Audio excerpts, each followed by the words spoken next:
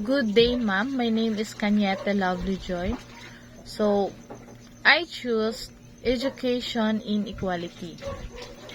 For me, this is a critical public policy issue that perpetuates social and economic disparities, limiting opportunities for individuals and hindering societal progress.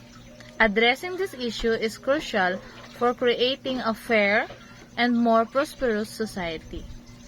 The process of public policy involves several key stages starting with agenda setting.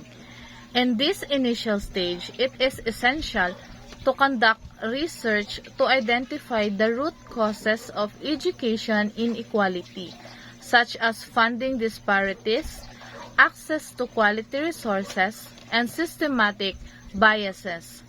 Engaging with stakeholders, including educators, parents, students, and community organizations, helps gather diverse perspectives and concerns.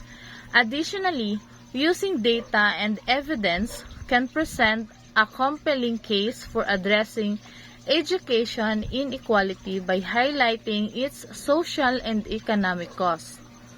The second stage is policy formulation, where the focus shifts to developing policy options that tackle the root causes of inequality.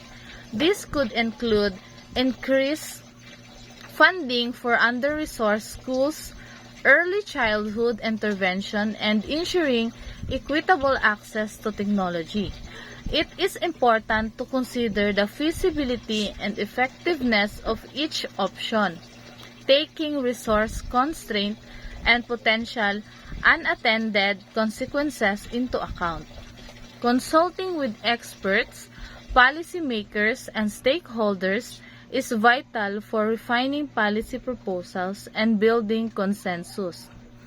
Next is policy implementation, where bureaucratic organizations such as ministries of education and school districts play a crucial role in this stage.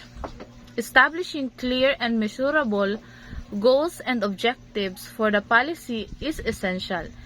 Effective allocation of resources, ensuring adequate funding and personnel, is also necessary for successful implementation. Providing training and support to educators and administrators will facilitate effective policy applications, while developing monitoring and evaluation mechanism will help track progress and identify areas for improvement. The final stage is policy evaluation, conducted by research institutions, government agencies, and independent organizations. This involves collecting data on the policy's impact, including student achievement, access to resources, and equity outcomes.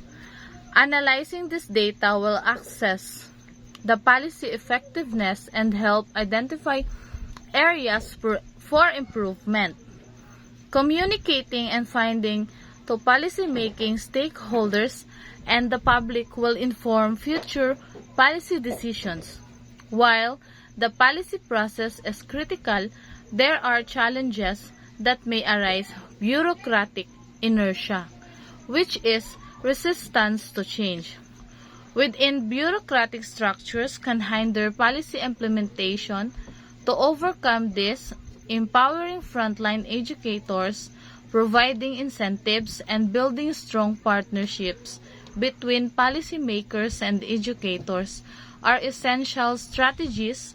Additionally, funding constraint can limit the effectiveness of policy initiatives.